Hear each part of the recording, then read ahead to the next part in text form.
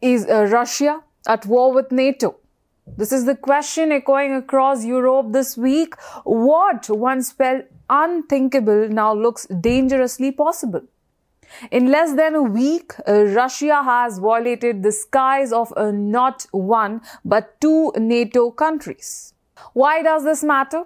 Because these are not just any countries, they sit on NATO's eastern flank and share borders with Ukraine. Their skies are supposed to be protected by NATO's most sacred pledge, Article 5. An attack on one is an attack on all.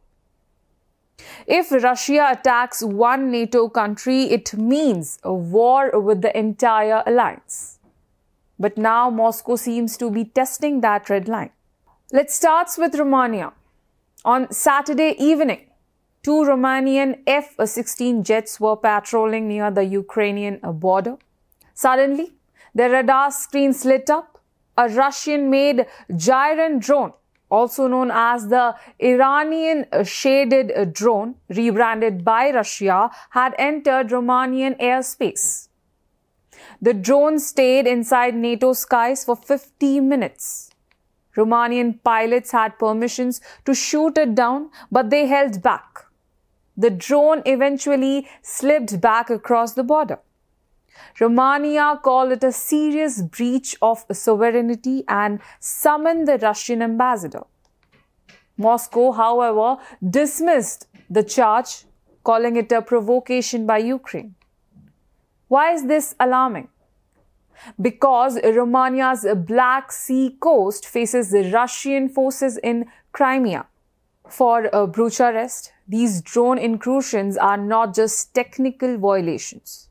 They are reminders that the war in Ukraine is just a few kilometers away. And Romania is not alone.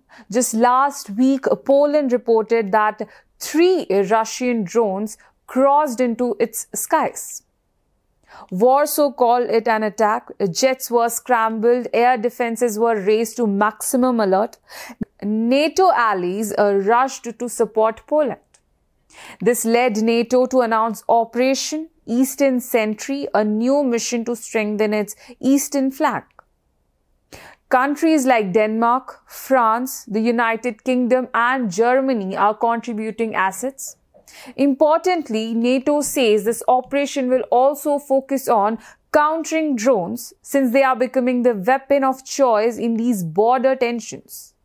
So what's going on here? Is this a mistake or a deliberate strategy by Moscow? One lost drone can be explained away, but 2 incidents in a single week in 2 different NATO countries looks less like an accident and more like a test.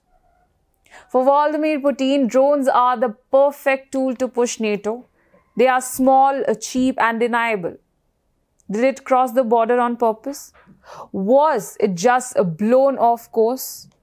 Hard to say, and that's the problem. It's difficult to justify going to war over drones.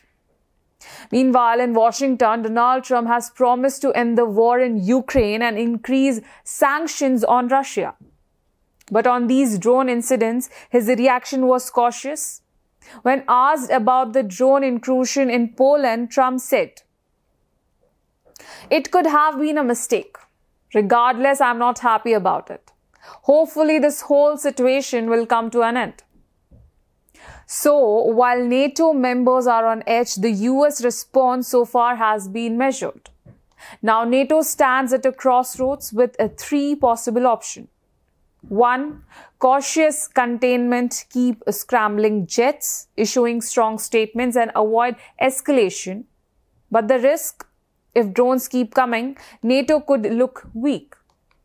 Second, firm retaliation, carry out warning strikes, hold massive border drills or reinforce military presence.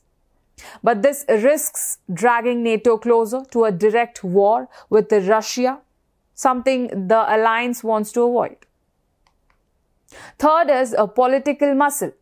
Increase sanctions, push for tougher diplomacy, and show strength without firing a shot. For now, NATO is stuck between option 1 and option 3, but the grey zone is shrinking fast.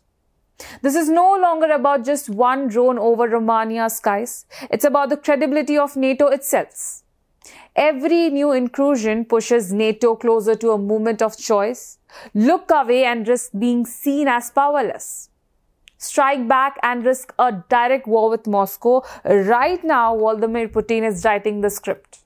The real question is, will NATO turn the page or will it finally draw a red line?